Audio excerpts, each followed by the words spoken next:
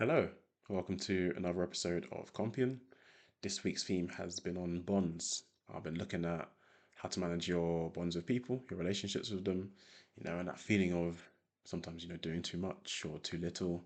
I really wanted to kind of decide on what I want keeping in touch with my friends and family to feel like. So I was looking at when I feel positively about friendships and keeping in touch with others and when I don't, and also when I feel at my best with others as well. So this has resulted in the poem called Silent Lacing. Enjoy. Silent lacing. Was it foolish of me to let in one who liked the way I walk, but could not do the same?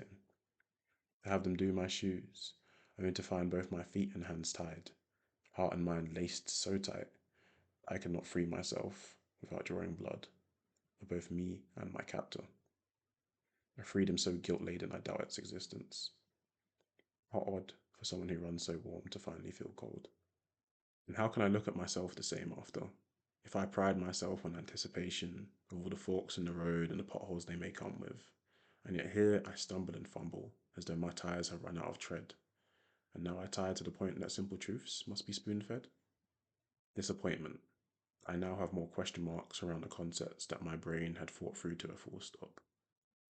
But I found new answers on the next line, in laughter that I never thought would stop, and company that makes me forget the time as we strive to model towards better days. These answers I have found in shared views from both heights and hearts, creating order and chaos on both our parts, butting heads while facing the same direction, and seeking each other's guidance and protection.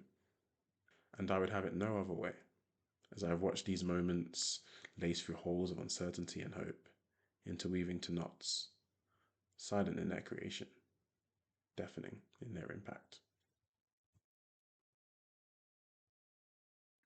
Welcome back, and thank you for listening to the poem.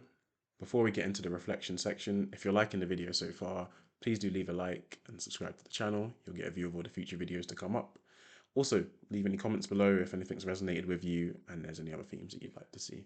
So, reflections. I used to be extremely generous with my time and energy. Happy to help, ready to save people from things I could see haunting them. Just wanted to be a general good presence. I think I had the idea of I'd like to leave any place and person in a better state than I found them in. And that was 80% of my nature, to be good presence. But also 20% down to things like my attachment style and that feeling like if I proved myself useful and impactful to someone, they'd give me the kind of friendship or partnership that I was craving at the time. And I think that 20% both distorted the limits and direction of how I was spending my time and energy. You can be helpful, but only other people can choose to save themselves. You can let your fire keep others warm and inspire them to make ones of their own, but starting a flame on their behalf is likely to just leave yours a little colder and a little dimmer. The confusion that comes with your bonds with people can be really unnerving. And experiencing the process of losing, gaining, maintaining people, they can be heart shaping in a lot of instances.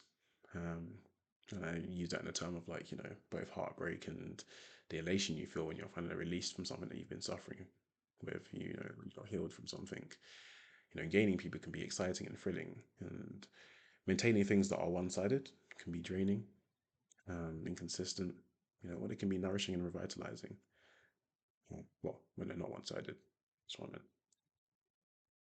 And so part of that poem as well is looking at, positive impact that a lot of those bonds can really have and being able to really discern which ones that you're in.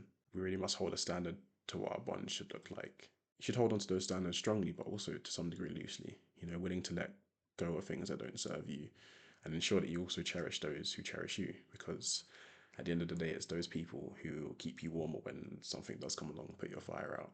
It's all about people at the end of the day. And so the main phrase for me this week has been to be warm, open, and helpful, but also wary of taking the initiative on someone else's behalf. Next week's theme will be on change, something to be fought or something to be accepted. See you then.